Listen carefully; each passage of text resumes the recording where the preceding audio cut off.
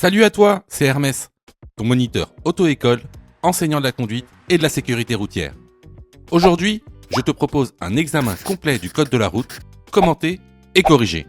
Allez, on perd pas de temps, on commence tout de suite. Question numéro 1. Le véhicule noir a la priorité sur le véhicule à sa droite. Oui, réponse A, non réponse B.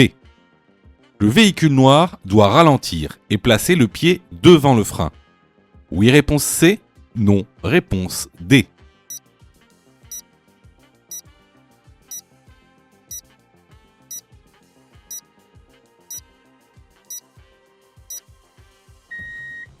Alors, ici, comme tu le vois, on est sur une intersection. On est sur une intersection qui est gérée par une signalisation verticale. Ici, un stop. Regarde aussi le véhicule à droite. La personne qui a dans le véhicule à droite ne regarde pas à sa gauche. Elle ne regarde pas vers le véhicule noir. Et ça a toute son importance. Alors, regarde l'animation qui arrive. Ici, le véhicule à droite a un stop. Cela veut dire qu'il doit laisser la priorité au véhicule sur l'intersection. Ici, le véhicule noir. Donc le véhicule noir a la priorité sur le véhicule à droite. Cependant, regarde bien, donc la dame ne regarde pas le véhicule noir. Donc là, le véhicule noir a tout intérêt de ralentir et de placer le pied devant le frein en passant cette intersection par mesure de sécurité. Donc ici, les bonnes réponses vont être les réponses A et C. Question numéro 2. Cet indice triangulaire représente l'indicateur du témoin d'usure du pneu. Oui, réponse A. Non, réponse B.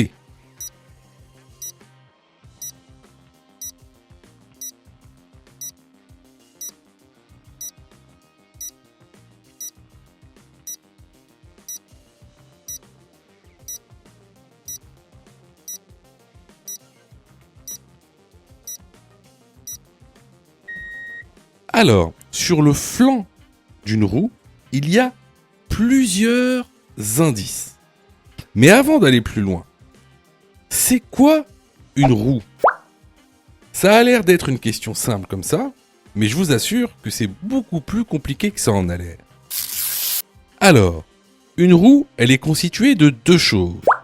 Tout d'abord, elle est constituée d'un pneu. Un pneu, c'est fait en caoutchouc. Donc ce pneu, il aura une hauteur qu'on va appeler le flanc et une largeur qui constituera sa bande de roulement. Donc la bande de roulement, c'est ce qui est en contact avec la route. Ce pneu, il va être solidifié par ce qu'on appelle une jante. La jante, c'est la structure du pneu. C'est ce qui donne la solidité au pneu. En général, c'est une jante métallique. Alors, il y a plusieurs indications sur le flanc d'un pneu qu'on appelle des indices alphanumériques. Alpha pour alphabet, numérique pour numéro. Donc des indices qui ont un code fait de lettres et de numéros. Alors ici, regardez par exemple. Ici, on a par exemple la dimension du pneu. Ici, 215, ça veut dire que la largeur du pneu est de 215 mm. Un peu plus loin, on aura ce qu'on appelle l'indice de charge et de vitesse. Donc 96, ce sera l'indice de charge. Ça indiquera en fait la masse que peut supporter cette roue. Attention, 96, c'est pas en kilos, c'est un indice. Et ensuite, juste après, une lettre qui va représenter son indice de vitesse, c'est-à-dire la vitesse que la roue peut supporter. Ensuite, très important aussi, vous voyez, on a ce qu'on appelle le dot. À la fin du dot, on a une série de 4 chiffres. Par exemple, ici, 35, 17. En fait, c'est la date de fabrication du pneu. Alors, comment on lit ça? 35, ça veut dire 35e semaine, et 17, l'année 2017. Alors, pourquoi c'est important? Alors, ce sera déjà pour toi important quand tu achèteras une roue. Savoir si ton prestataire ne t'a pas mis une vieille roue. En plus de ça, il faut que tu saches que une roue a une date de péremption. C'est-à-dire que au-delà de 10 ans, la roue n'est plus viable. Et enfin, on a ce qu'on appelle l'indicateur d'usure. En général, il est triangulaire, mais il peut être aussi noté TWI. Alors TWI pour Tread Wear Indicator. C'est en fait l'indicateur du témoin d'usure. Donc ici, est-ce que cet indice triangulaire représente l'indicateur du témoin d'usure? La bonne réponse est la réponse A.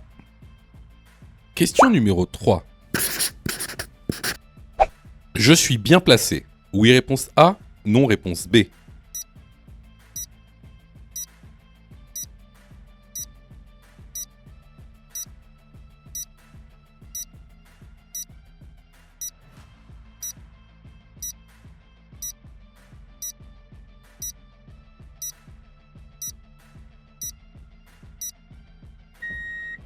Alors, ici, il faut que tu vois plusieurs choses. Alors, en face de nous, tu vois bien qu'il y a un train qui passe. On peut reconnaître les feux clignotants, par exemple. Alors, en plus de ça, il y a des véhicules à l'arrêt. À notre droite, on voit une ligne stop. Donc, ici, on est sur une intersection. Donc, il faut que tu saches une chose. C'est que quand la circulation est à l'arrêt, il ne faut jamais bloquer une intersection, quitte à s'arrêter juste devant l'intersection afin de laisser les voitures passer. Donc ici, est-ce que je suis bien placé? Bah oui, parce que je suis situé juste avant l'intersection. Les voitures qui sont au stop peuvent tourner à gauche, par exemple. La bonne réponse ici est la réponse A. Question numéro 4. Je suis en panne, immobilisé sur la chaussée. Je dois placer un triangle de présignalisation 30 mètres derrière mon véhicule. Oui, réponse A. Non, réponse B.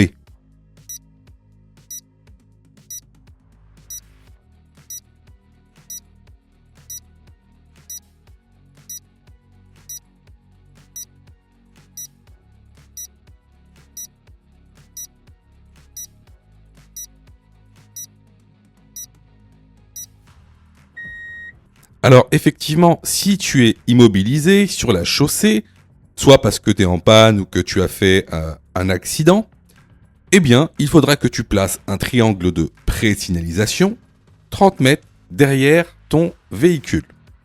Alors, attention, ce n'est pas valable si tu es en autoroute. En autoroute, il est strictement interdit de mettre un triangle de présignalisation. Donc, ici, la bonne réponse est la réponse A. Question numéro 5. À cette intersection, je peux tourner à gauche. Oui, réponse A. Non, réponse B.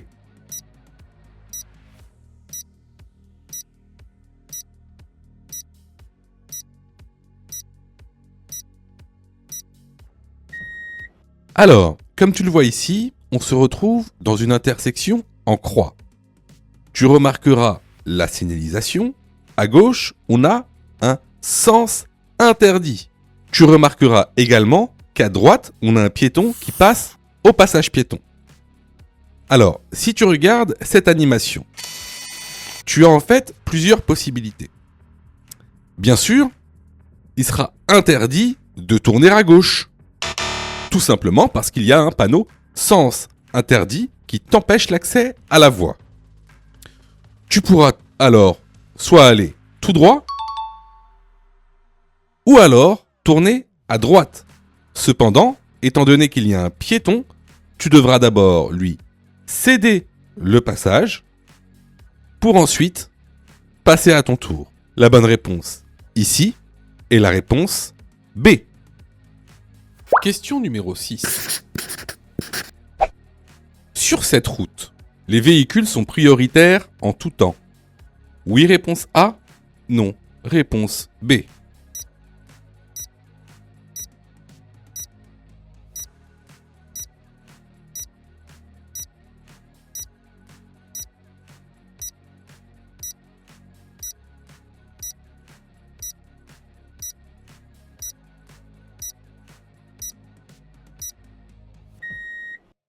Alors, c'est une question qui est très intéressante. Ici, on a un feu sur lequel est posé un panneau de priorité. Donc, ce panneau, généralement, il indique une route prioritaire. Cependant, on a affaire à une petite nuance ici. Pourquoi ? Parce qu'en fait, le panneau est accroché à un feu. Alors, qu'est-ce que ça veut dire quand un panneau de priorité est accroché à un feu ? En fait, ce panneau ne concerne que les feux qui clignotent en orange, que ce soit au milieu ou en bas. Donc, lorsque le feu clignote en orange, alors vous êtes sur une route à caractère prioritaire, c'est-à-dire que vous avez la priorité sur cette route. Mais si le feu fonctionne, comme c'est le cas ici, alors vous devez respecter la signalisation verticale régie par les feux. Donc, ici, sur cette route, est-ce que les véhicules sont prioritaires en tout temps ? La réponse est non. Question numéro 7. Je conduis un véhicule automatique. Pour quitter le véhicule, je place le sélectionneur sur... Réponse A, S. Réponse B, D. Réponse C, P. Réponse D, N.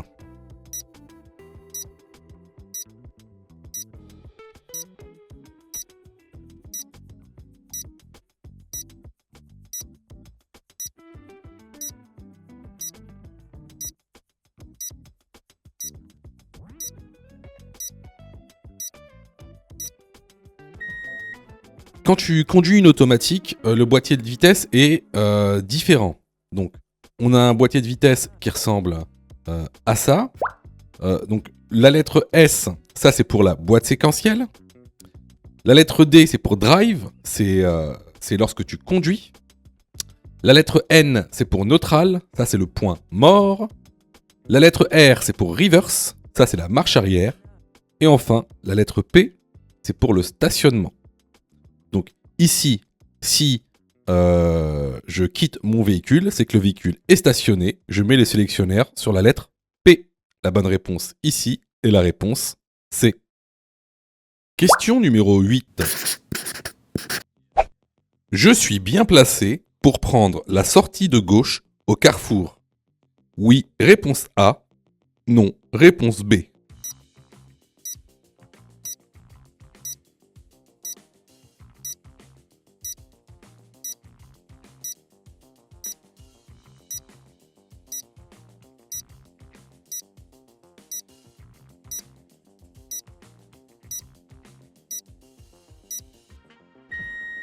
Alors, quelle est la procédure pour tourner à la sortie de gauche dans un carrefour à sens giratoire ?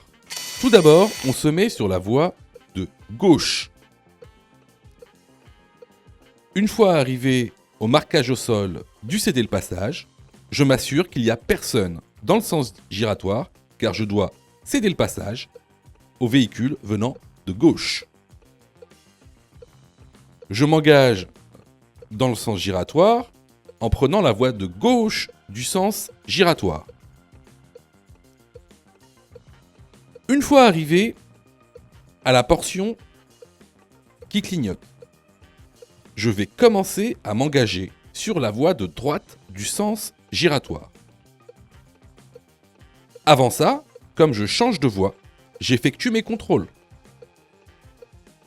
Rétroviseur droit, puis angle mort droit.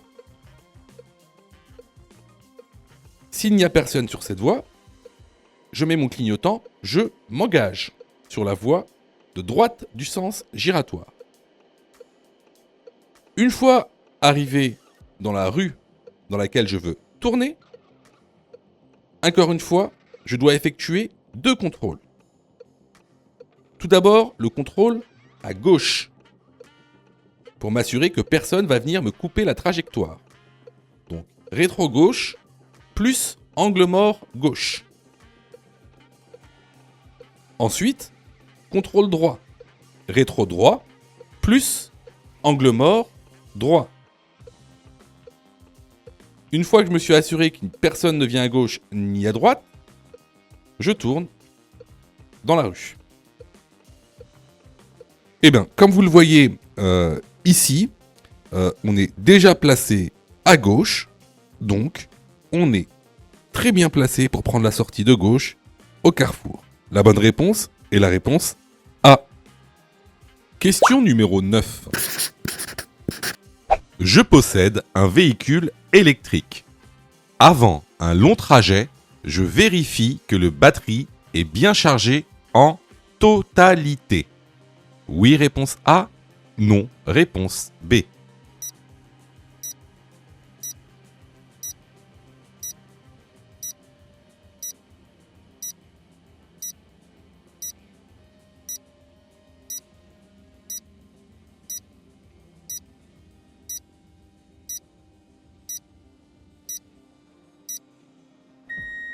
Alors, cette question, elle a l'air un peu idiote, un peu stupide.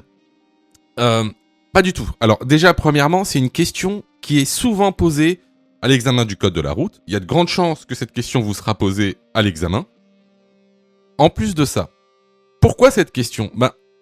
Parce que, vous savez, imaginez que vous partez pour un long voyage avec votre famille, votre femme, vos enfants. Qu'est-ce qui va se passer si la batterie, elle est pas chargée ?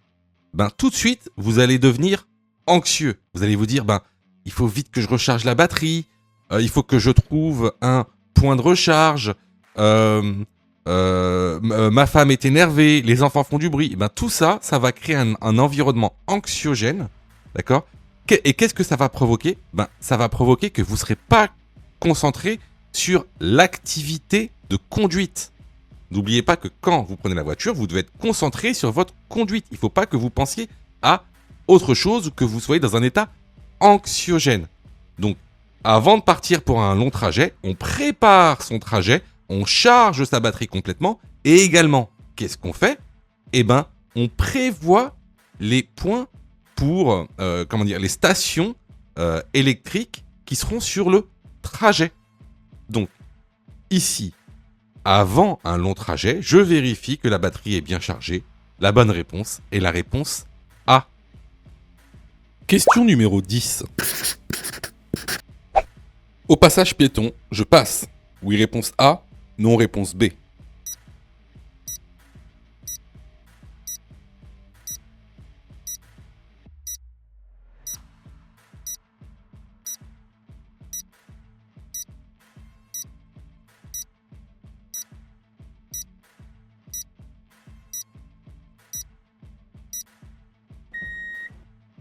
Alors ici, devant nous, on a un passage piéton qui n'est pas régulé par une signalisation lumineuse. On a deux piétons à droite qui attendent au passage piéton, donc qui veulent traverser la rue. Ce qu'il faut savoir, c'est que dans cette situation, étant donné que le passage piéton n'est pas régulé par une signalisation lumineuse, les piétons sont prioritaires. Donc, on doit les laisser passer. Sinon, c'est ce qu'on appelle un refus de priorité. Refus de priorité, c'est 135 € d'amende, 6 points en moins. Donc la bonne réponse, ici, est la réponse B.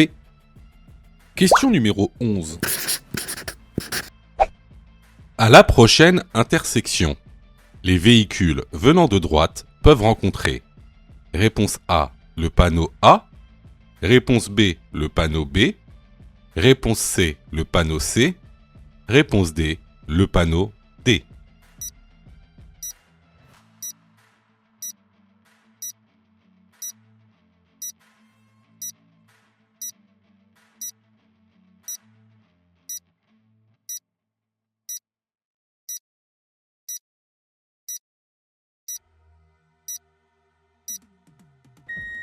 Alors, ici, comme tu le vois, on a un panneau indiquant que on a la priorité à la prochaine intersection.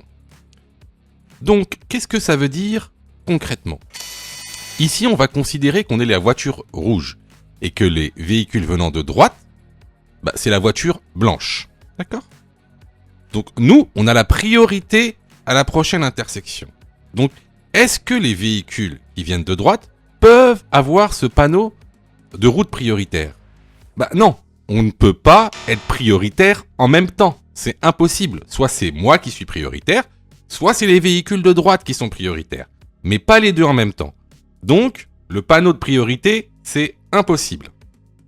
Ensuite, est-ce que les véhicules venant de droite peuvent avoir le panneau de priorité à droite? Bah non plus, parce il va falloir qu'ils cèdent la priorité à droite, mais surtout à moi, qui vient donc de la gauche. Donc ils peuvent pas avoir un panneau de priorité à droite. Les seuls panneaux qu'ils puissent avoir, c'est soit un panneau de céder le passage, soit un panneau stop.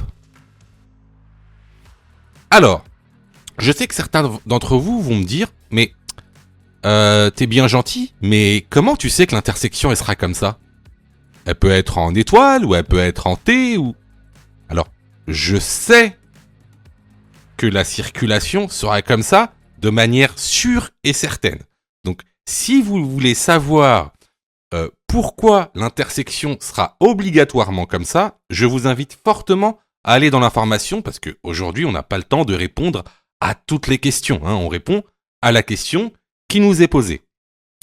Mais vous devriez le savoir. Clairement, vous devriez savoir pourquoi elle est obligatoirement comme ça, cette intersection. Donc rendez-vous dans l'information pour ceux qui veulent savoir. Donc ici, pour répondre à la question, les bonnes réponses sont les réponses A et B.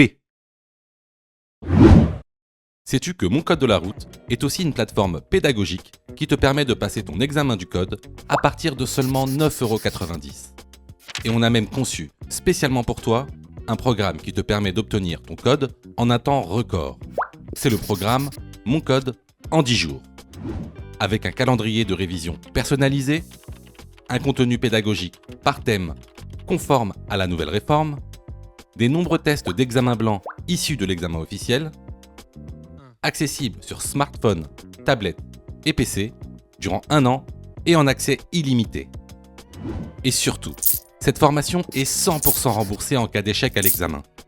Alors, si tu souhaites obtenir ton code du premier coup sans te ruiner et sans risque, rejoins notre programme en cliquant sur le lien en description de la vidéo. Pour ça, tu as juste à cliquer sur le lien en description et à choisir ta formule. Question numéro 12. Je suis bien placé pour aller à gauche. Oui, réponse A. Non, réponse B.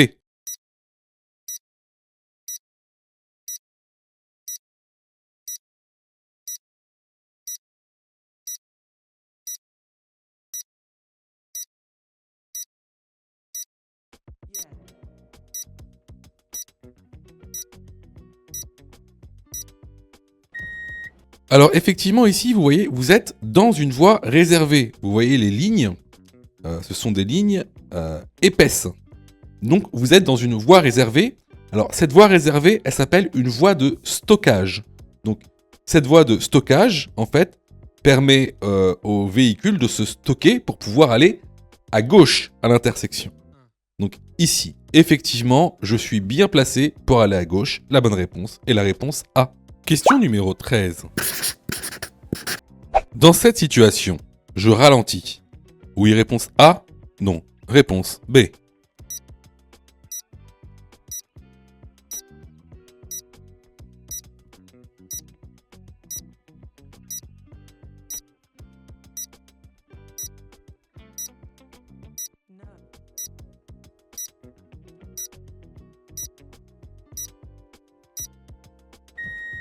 Alors ici, vous voyez bien qu'on roule sur une rue étroite et en plus avec un trottoir étroit. Sur le trottoir se trouve une personne qui tient un enfant sur les bras, donc qui est déséquilibré et qui a donc une zone d'incertitude très grande. Donc ici, je ralentis. La bonne réponse est la réponse A. Question numéro 14. Je circule. Réponse A, en feu de route. Réponse B, en feu de croisement. Réponse C, en feu de brouillard avant. Réponse D, en feu de brouillard arrière.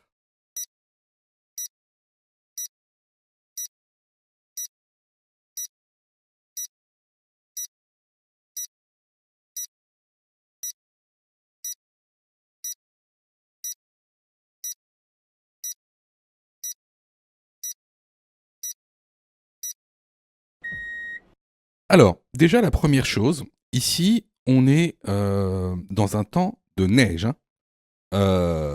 Il faut savoir que par temps de neige, il est interdit d'utiliser ces feux de route. Les feux de croisement, eux, on peut les utiliser par tout temps. Maintenant, la complexité, c'est de savoir si on peut utiliser ces feux de brouillard avant ou ces feux de brouillard arrière par temps de neige. Alors, pour ça, il y a un moyen mnémotechnique très simple, hein, qui est utilisé dans toutes les auto-écoles. C'est le moyen mnémotechnique du BN. Alors, c'est simple. Vous prenez un BN qui symbolisera une voiture. Donc, dans la voiture, à l'avant, il y a les parents. Les parents, eux, ce sont des adultes. Ils vont à la BNP. Ils vont à la banque, la BNP. Donc, brouillard, neige et pluie. Donc, vous pouvez utiliser vos feux de brouillard à l'avant lorsque il y a du brouillard, de la neige ou de la pluie. Les enfants, eux, sont à l'arrière. Et qu'est-ce que font les enfants ? Ils mangent des BN, brouillard et neige. Donc, vous pouvez utiliser vos feux de brouillard arrière partant de brouillard et de neige. C'est facile.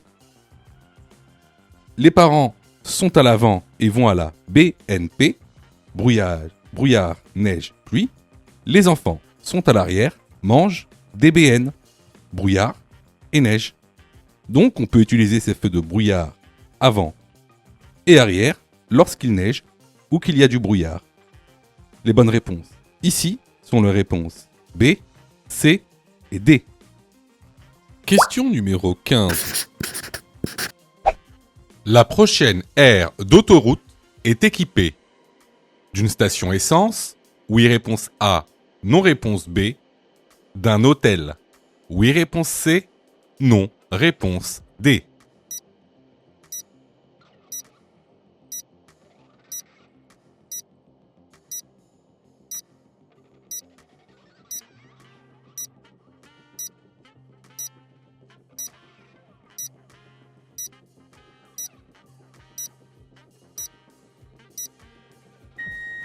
Alors, comme le montre le panneau, tu auras deux choses dans cette aire d'autoroute. Tout d'abord, une station essence ou poste de distribution de carburant et également un débit de boissons. Par contre, il n'y aura pas d'hôtel parce que le panneau d'indication de service qui t'indique qu'il y a un hôtel, c'est celui-ci. Donc ici, il n'y en a pas, donc il n'y aura pas d'hôtel. Les bonnes réponses ici sont les réponses A et D. Question numéro 16. Les femmes enceintes sont dispensées du port de la ceinture. Oui, réponse A, non, réponse B.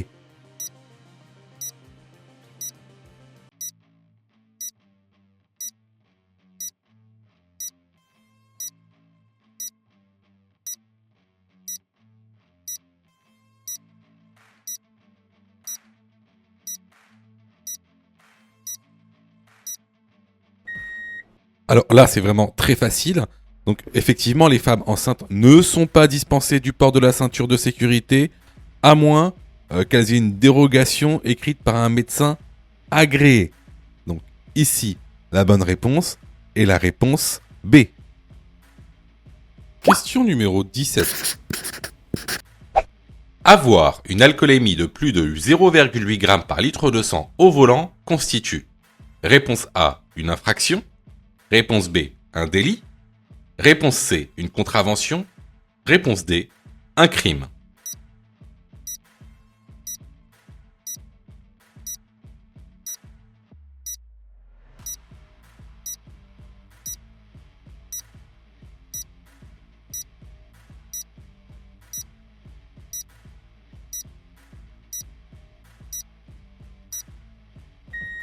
Alors, souvent, vous confondez tout. Vous confondez contravention, infraction, délit. Donc, on va voir tout ça tout de suite. Alors, c'est quoi une infraction déjà ? Une infraction, c'est le fait de contrevenir à la loi. D'accord ? Et lorsque vous allez contrevenir à la loi, vous allez avoir des sanctions. Et il y a différents types de sanctions qui sont classées selon leur gravité. Vous allez avoir les infractions les moins graves qui sont des contraventions. Ensuite, un peu plus graves, les délits. Et ensuite, les plus graves qui sont les crimes. Alors, concernant les contraventions, c'est quoi ? Les contraventions, ce sont des sanctions pécuniaires, par exemple des amendes, plus des sanctions administratives. Par exemple, des retraits de points, des suspensions de permis, des annulations de permis. Ensuite, les délits, ça va être quoi ? Ça va être la même chose, sauf que ce sera un peu plus. Ce sera des amendes un peu plus grandes, ce sera des sanctions administratives un peu plus grandes, et également des peines de prison. Pour les délits, les peines de prison vont de 2 ans à 10 ans. Et enfin, vous avez les crimes. Donc les crimes, il y aura également des sanctions pécuniaires, il y aura également des sanctions administratives, et il y aura des peines de prison allant de 15 ans à la peine à perpétuité. Voilà la différence entre infraction, contravention, crime et délit. Lorsque ton alcoolémie est supérieure à 0,8 g par litre de sang, ça constitue un délit. Et donc, c'est également une infraction. Donc les bonnes réponses ici sont les réponses A et B. Je vois que tu es super motivé pour avoir ton code. Alors, soutiens la chaîne en t'abonnant et surtout en activant les notifications afin d'être prévenu des dernières vidéos mises en ligne. Question numéro 18. La pression des pneus a une influence sur la consommation de carburant. Oui, réponse A. Non, réponse B. La vérification de la pression des pneus doit être réalisée. C. Tous les ans. D. Tous les mois.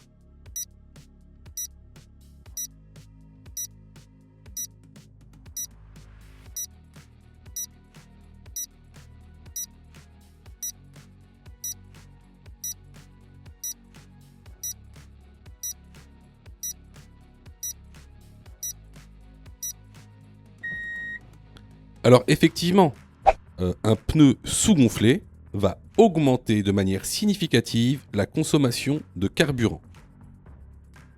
La vérification de la pression des pneus doit être réalisée environ tous les mois.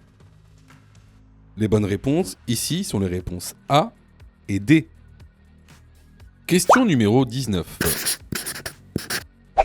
Je dois faire une pause toutes les 2 heures de conduite. Oui, réponse A. Non, réponse B.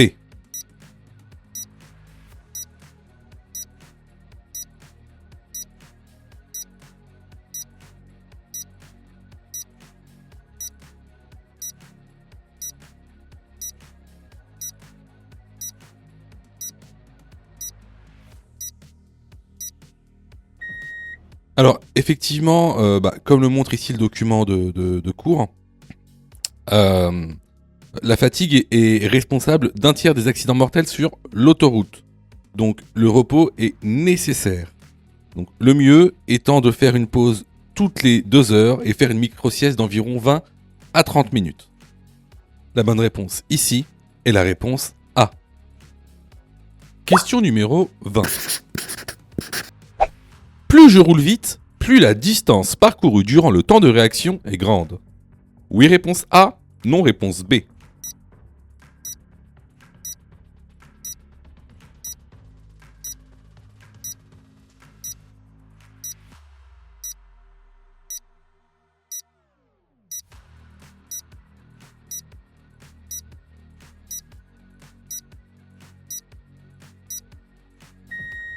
Alors ça, ce sont vraiment des questions récurrentes pour le nouveau code de la route, nouvelle réforme.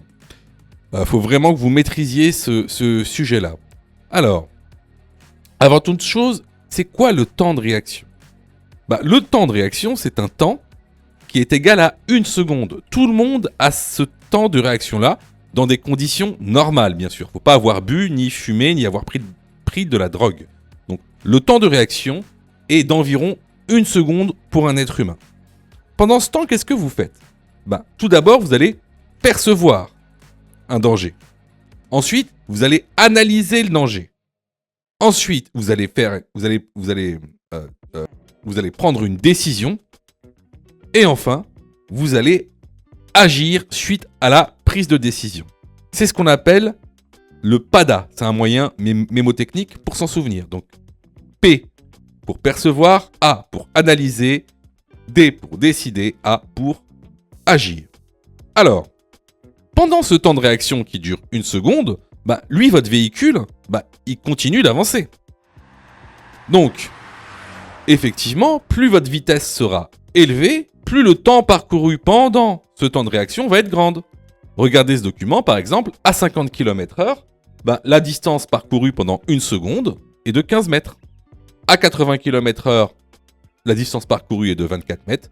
Et à 130, elle est de 40 mètres. Donc ici, pour répondre à la question, plus je roule vite, plus la distance parcourue durant le temps de réaction est grande. La bonne réponse ici est la réponse A. Question numéro 21.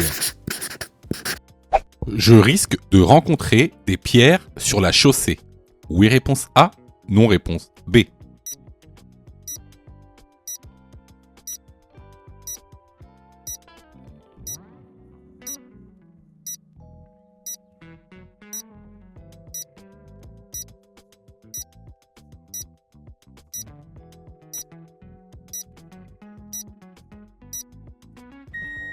Alors effectivement, ce panneau est un panneau de danger qui indique un risque de chute de pierre et de pierre sur la chaussée. La bonne réponse ici est la réponse A. Question numéro 22. Je suis en train de secourir cette victime qui est inconsciente. Je dois, réponse A, vérifier une hémorragie externe. Réponse B, appeler les secours. Réponse C, la mettre en position latérale de sécurité. Réponse D, la déplacer en sécurité sur le trottoir.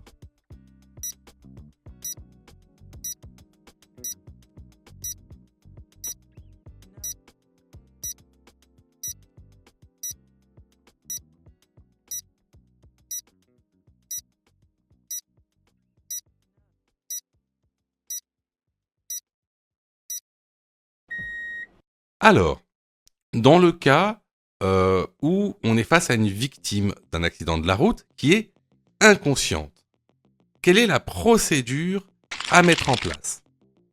Tout d'abord, il va falloir vérifier si elle ne souffre pas d'une hémorragie externe, c'est-à-dire qu'il y ait beaucoup de sang qui coule de son corps. Dans ce cas-là, il faudra donc appliquer une pression à l'endroit de l'hémorragie. Ensuite, il faudra mettre cette personne en position latérale de sécurité. Et enfin, il faudra, si possible, la couvrir avec quelque chose de chaud, parce que toutes les victimes d'accidents souffrent d'hypothermie, c'est-à-dire que leur corps se refroidit. Surtout, ne jamais déplacer une victime inconsciente. Alors, arrivé à cette étape, je suis sûr que beaucoup de gens vont dire mais attends, t'as pas oublié quelque chose là ? Tu t'appelles pas les secours ? Non, j'appelle pas les secours. Ah pourquoi t'appelles pas les secours ? Parce que ce serait la première chose à faire quand même. Non. Et je vais vous dire pourquoi. Parce qu'en fait, vous allez passer un examen. Et dans cet examen, il y a un programme. Et dans ce programme, il y a des étapes lorsqu'on est protagoniste ou témoin d'un accident de la route. Ce programme, il dit quoi ? Il dit que si vous êtes victime ou témoin d'un accident de la route, il faut respecter ce qu'on appelle le PA. Protéger, alerter, secourir. Et il faut le faire dans l'ordre. D'abord protéger, ensuite alerter, puis secourir. Ici, si tu regardes la question, qu'est-ce qu'on dit ? On dit « je suis en train de secourir ». Donc tu es dans la dernière étape de la procédure. C'est-à-dire que alerter, c'était la deuxième étape, ça c'est déjà fait. Donc là, on est dans secourir, on n'est pas dans alerter. Voilà. Donc, il faut bien connaître son cours parce que sinon, il y a des questions, vous n'allez pas les comprendre. Et même, il y a des questions, en fait, vous allez croire que le moniteur a faux. Vous allez être persuadé qu'il a faux, alors que tout simplement, disons qu'il vous manque des connaissances. D'où l'importance de se former correctement, sinon on ne comprend même pas ses erreurs. Donc ici, les bonnes réponses vont être les réponses A et C. Alors, attention, tout ce qui est dit sur cette chaîne concernant les secours, les premiers secours à la personne ne sont valables que pour l'examen du code de la route. C'est de la théorie pure. Pourquoi je vous dis ça ? Parce qu'en fait, dans la réalité, il y a plein de cas particuliers. Donc, si vous voulez savoir comment réellement secourir une personne, il faut passer votre brevet de secourisme. D'accord ? Donc, ce qui est dit ici n'est valable que pour passer l'examen du code de la route, car c'est de la théorie. On ne fait que balayer les grandes lignes.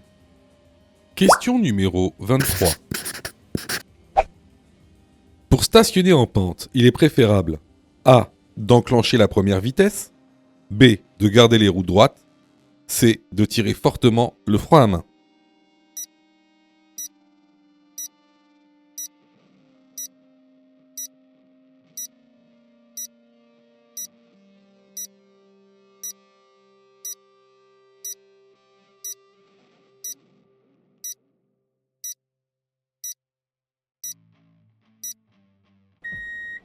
Alors, lorsque vous vous stationnez donc en pente, il faudra donc bien sûr enclencher la première vitesse, tourner les roues du côté trottoir et de tirer fortement le frein à main. Les bonnes réponses ici sont les réponses A et C. Question numéro 24. Je m'arrête pas à un contrôle de police. Cela constitue A. Un refus d'obtempérer, B. Un délit de fuite.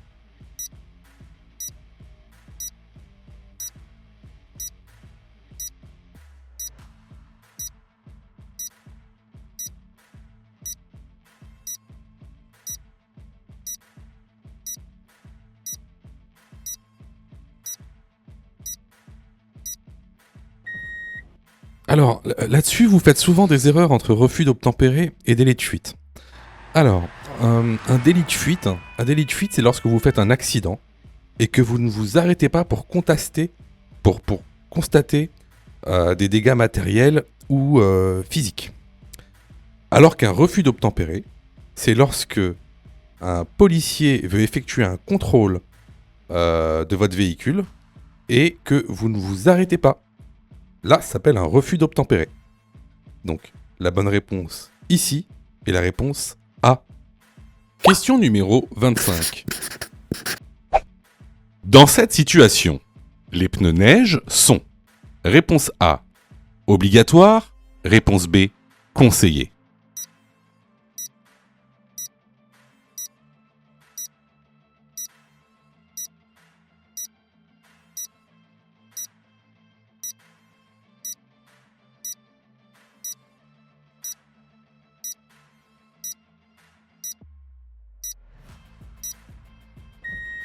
Alors ici, comme tu peux le voir, on est dans une situation où la route est enneigée. Cependant, aucune signalisation t'oblige à mettre tes pneus neige. Les panneaux qui t'obligent à mettre les pneus neige, c'est le panneau d'obligation ou bien le panneau d'entrée de zone d'équipement hivernaux obligatoire. Cependant, on voit qu'il y a quand même une fine couche de neige sur la route. Et là, les pneus neige sont très pertinents et conseillés. Même, je dirais même, sont plus conseillés que des chaînes. Donc, ici, la bonne réponse est la réponse B. Question numéro 26. Les aires d'autoroute sont situées tous les réponse A, 20 km, réponse B, 30 km, réponse C, 40 km, réponse D, 10 km.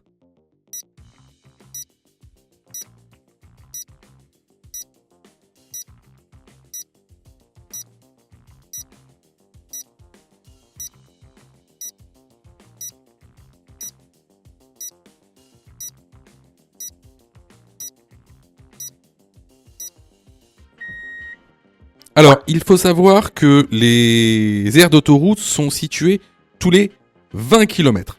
La bonne réponse ici est la réponse A. Question numéro 27. Je peux dépasser par la droite. Oui, réponse A. Non, réponse B. Je peux dépasser par la gauche. Oui, réponse C. Non, réponse D.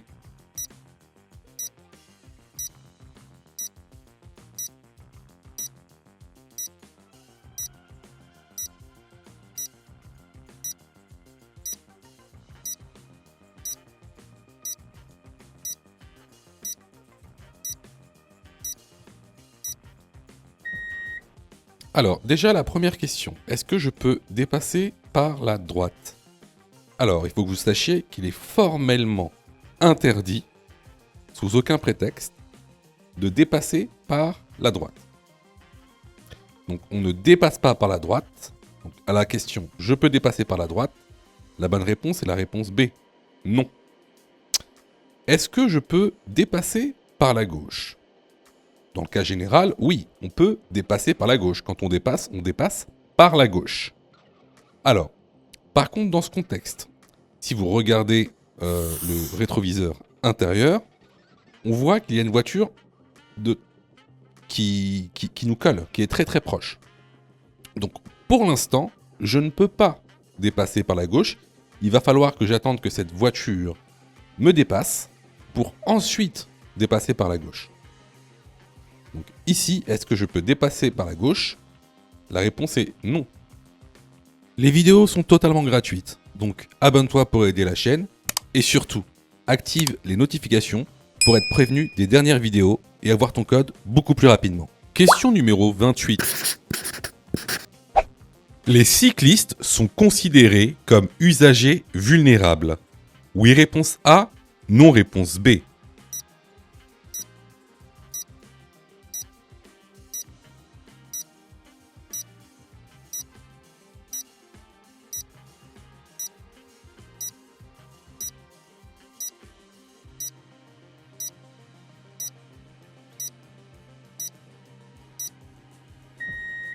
Alors, oui, effectivement, ce sont des usagers vulnérables. Alors, c'est quoi un usager vulnérable? Un usager vulnérable, c'est un usager de la route qui n'a pas de protection. Alors, concrètement, c'est qui? C'est les deux roues. Les deux roues qui soient motorisées, c'est-à-dire les scooters et les motos, mais également les cyclistes.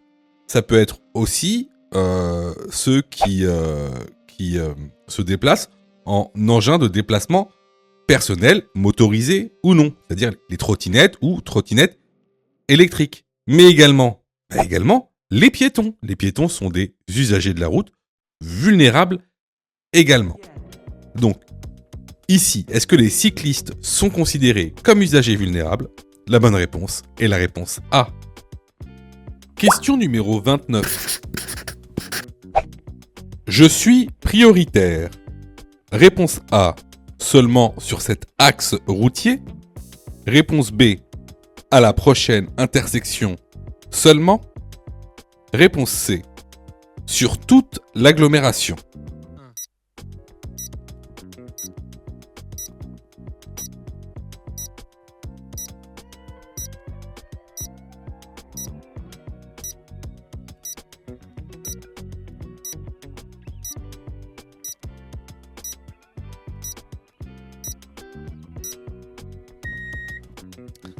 Alors, ça va peut-être vous surprendre, mais il faut savoir une chose avant de répondre à la question.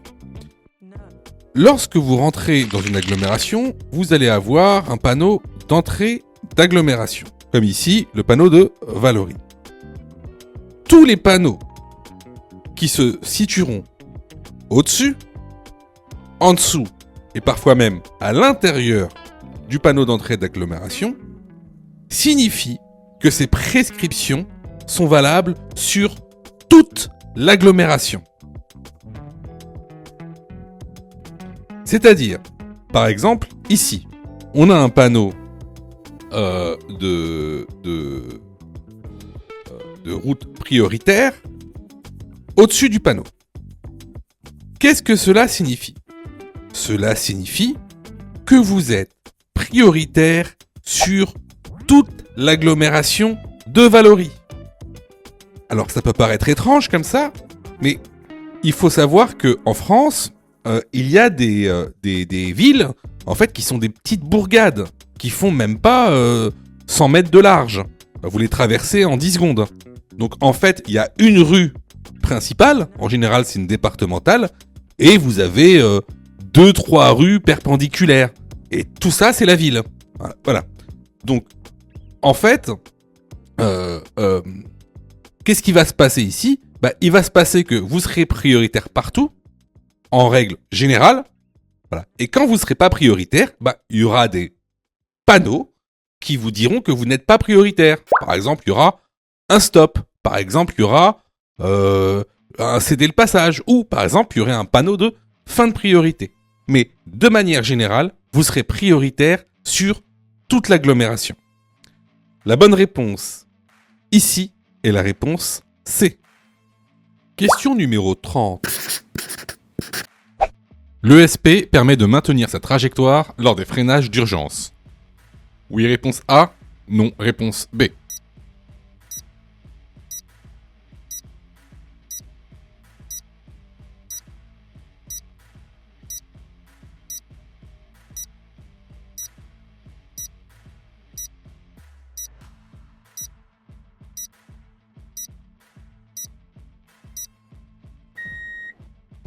Alors, ce qui me permet de maintenir sa trajectoire lors des freinages d'urgence, c'est ce qu'on appelle l'ABS.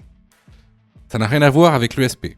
Alors, c'est quoi l'ESP? En général, vous voyez, c'est un petit pictogramme comme ça, avec une petite voiture qui dérape.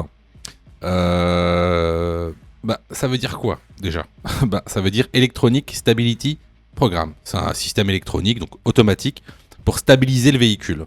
Donc, l'ESP, lui, permet de maintenir sa trajectoire lorsque on a une perte de contrôle de la trajectoire, notamment quand on patine, voilà, quand on fait du patinage.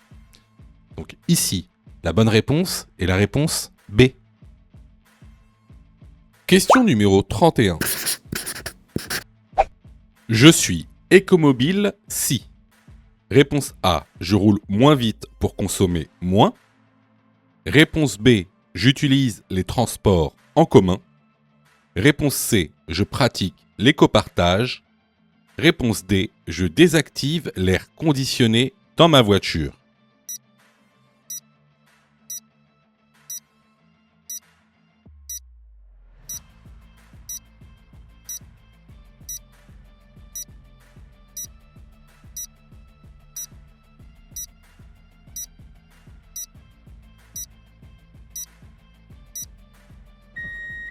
Alors, cette question concerne le thème de l'environnement. N'oubliez pas, pour l'examen du code de la route, il y a 10 thèmes à connaître.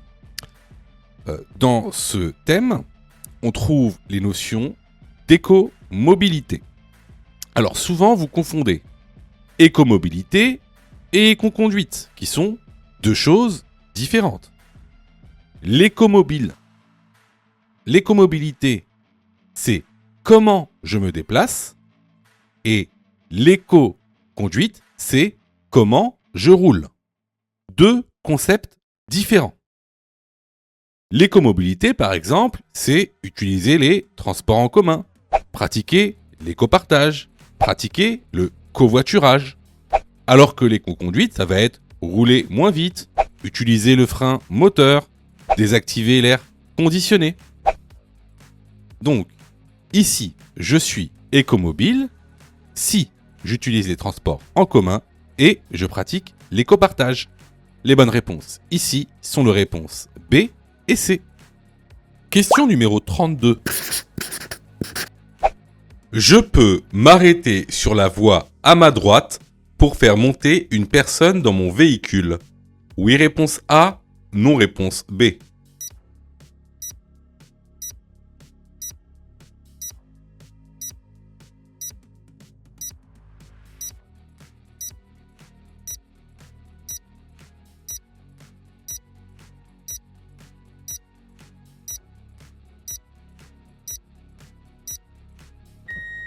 Alors, regardez la voie de droite. Elle est délimitée par une ligne épaisse discontinue. Cette ligne épaisse discontinue vient matérialiser une voie réservée.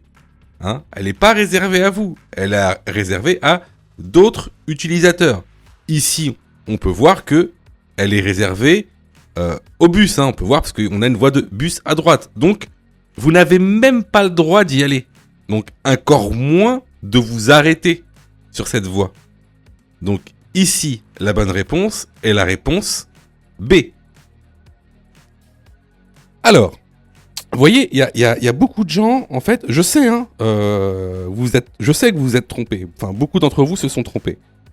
Je sais que vous passez beaucoup de temps à réviser votre code. Je le sais.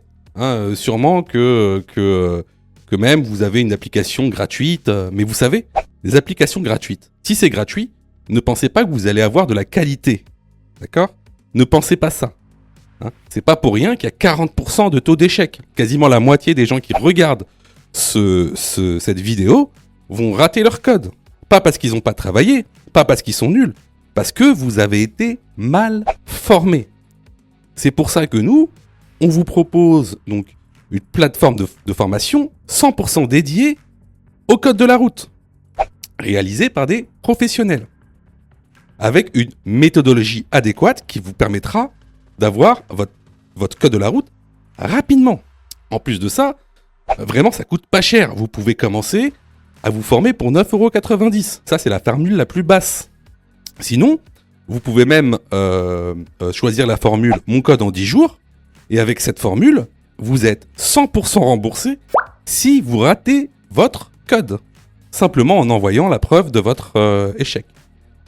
Donc voilà, moi un petit conseil que je vous donne, surtout si vous êtes trompé à cette question, allez dans la plateforme, formez-vous correctement, vous allez voir, ça va bien se passer. Pour ça, tu as juste à cliquer sur le lien en description et à choisir ta formule. Question numéro 33. Je suis sur autoroute. Je peux dépasser ce camion. Oui, réponse A. Non, réponse B.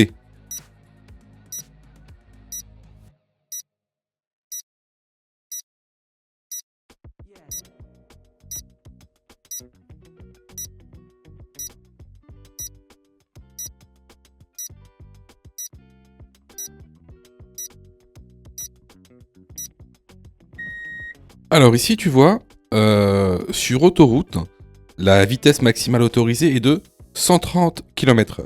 Ou même en probatoire, on est à 110 km/h. Alors, il faut que tu saches que pour les poids lourds, donc pour les véhicules de plus de 3,5 tonnes, la vitesse maximale autorisée est de 90 km/h. Donc, au minimum, entre toi et le camion, dans cette situation, il y a 20 km/h de différence, ce qui est énorme. Donc, je suis sur la voie de gauche, je suis sur autoroute, je peux dépasser ce camion. La bonne réponse, ici, est la réponse A. Question numéro 34. Ce marquage au sol autorise le déplacement des deux roues motrices. Oui, réponse A. Non, réponse B. Le dépassement des véhicules lents. Oui, réponse C. Non, réponse D.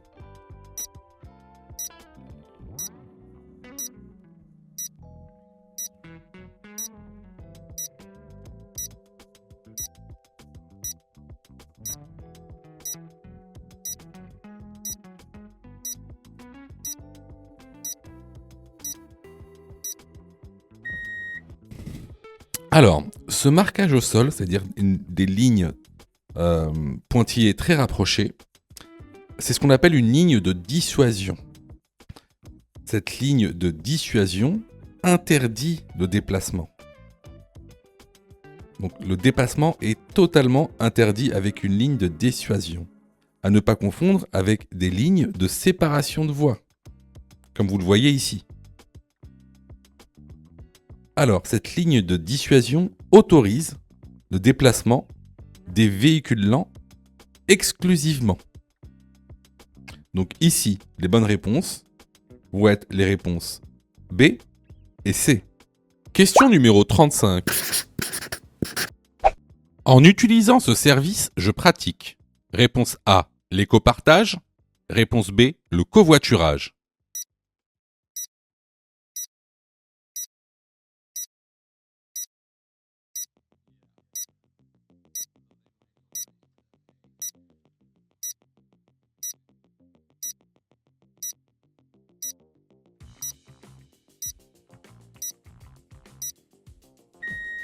Alors, en utilisant les services Autolib, je pratique l'éco-partage.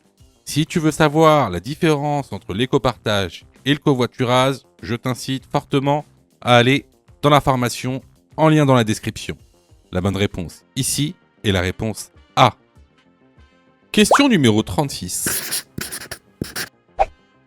De gauche à droite, l'ordre des pédales est réponse A, embrayage, frein, accélérateur. Réponse B, accélérateur, embrayage, frein. Quel pied doit appuyer sur le frein? Réponse C, le pied droit. Réponse D, le pied gauche.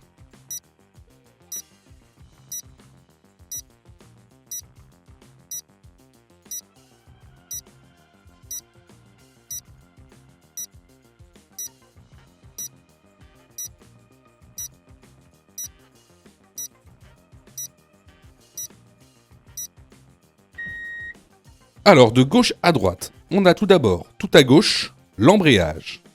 Ensuite, au milieu, on a le frein. Et à droite, on a l'accélérateur. Quel pied doit appuyer sur le frein? C'est le pied droit qui doit appuyer sur le frein. Les bonnes réponses ici sont les réponses A et C.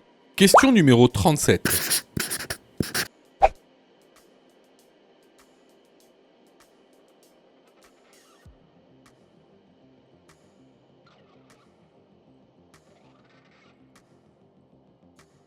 Une voiture se trouve dans le giratoire à gauche. J'ai la priorité, donc je peux m'engager. Oui, réponse A. Non, réponse B.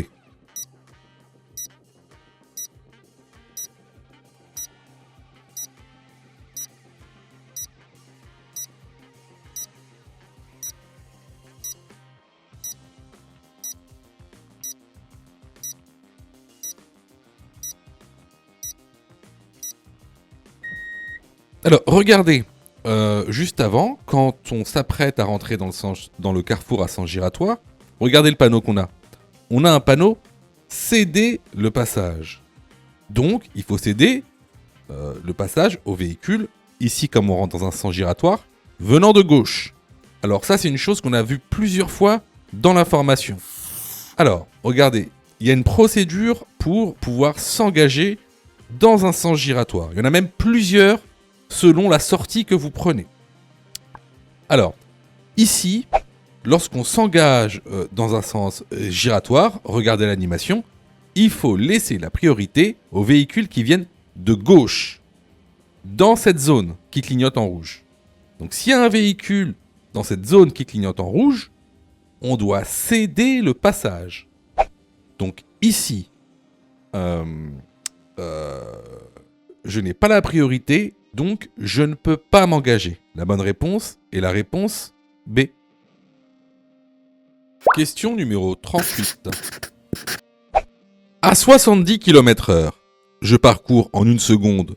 Réponse A, 21 mètres. Réponse B, 42 mètres. Ma distance de sécurité est bonne. Oui, réponse C. Non, réponse D.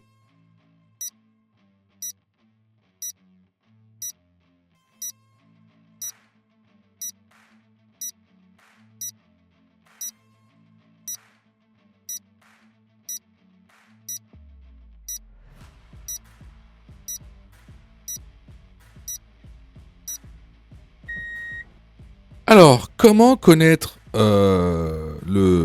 la distance que je fais en une seconde? C'est très simple. Ici, on roule à 70 km/h.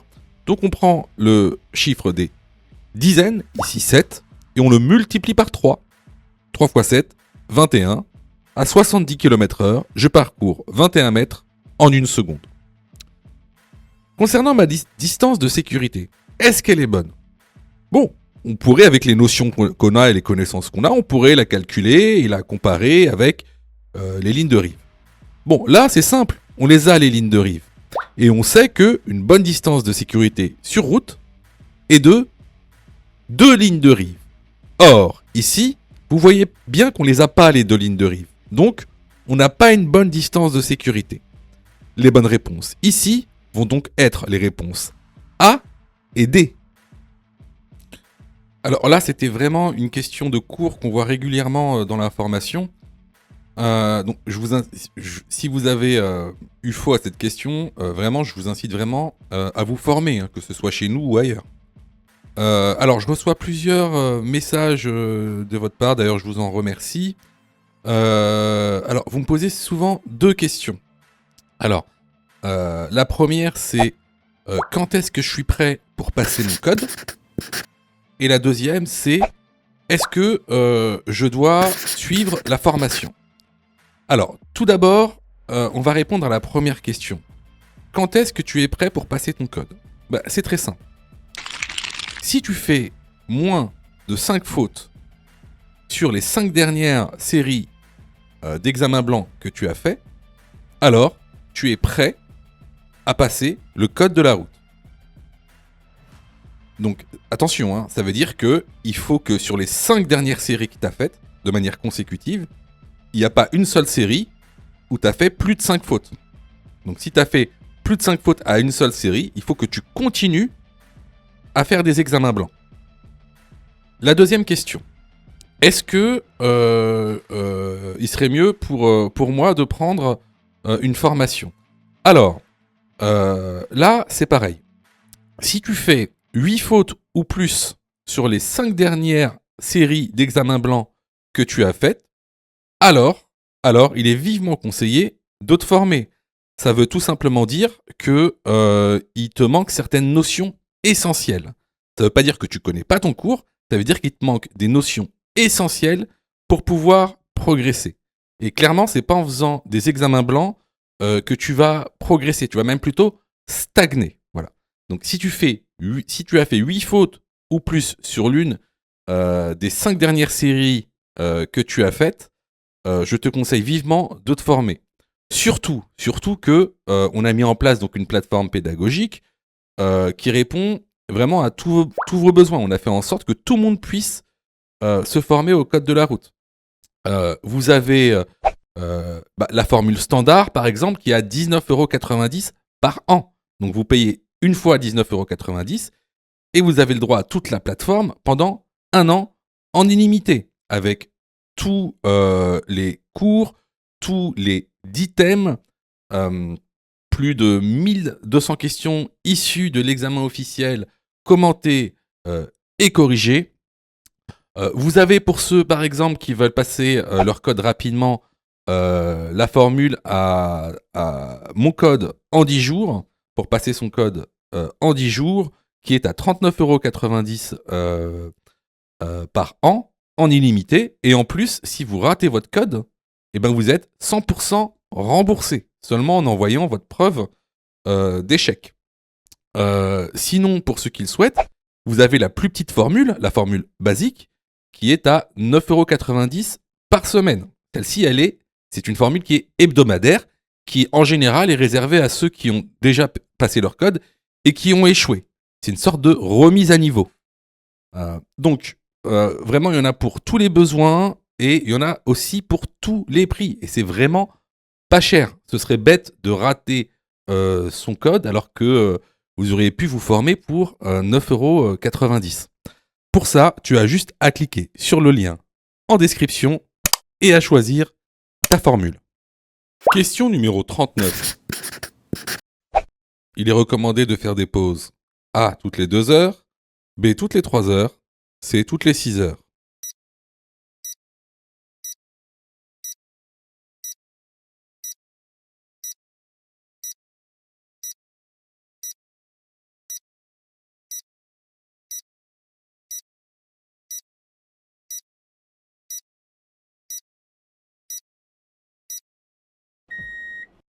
C'est bien connu, sur la route, il est recommandé de faire une pause de 15 minutes environ toutes les 2 heures.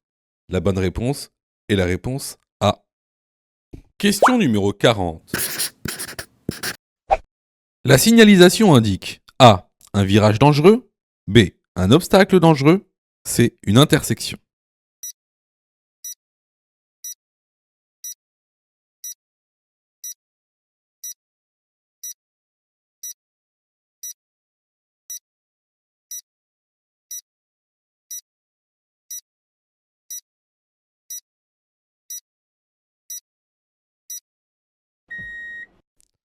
Alors, on a vu ça à plusieurs reprises, que ce soit dans les vidéos YouTube ou dans l'information. Donc ici, en fait, c'est une question assez simple. Si vous vous trompez à cette question, c'est que vous ne connaissez pas vos panneaux, vos balises. Donc ici, on a le petit poteau bleu avec des bandes blanches. Donc ça, c'est une balise qui indique un obstacle. Ensuite, un peu plus loin, on a une autre balise blanche avec une tranche rouge. Cette balise-là, elle indique une intersection. Donc ici, les bonnes réponses sont les réponses B et C. Si tu as fait 8 fautes ou plus, ne panique pas. Rejoins-nous sur notre plateforme pédagogique en ligne en cliquant sur le lien en description de la vidéo. Tu pourras alors choisir la formule qui te convient. N'oublie pas de liker la vidéo et de t'abonner pour recevoir toutes les dernières notifications. Tu peux aussi continuer à t'entraîner en cliquant sur l'une des vidéos qui s'affichent.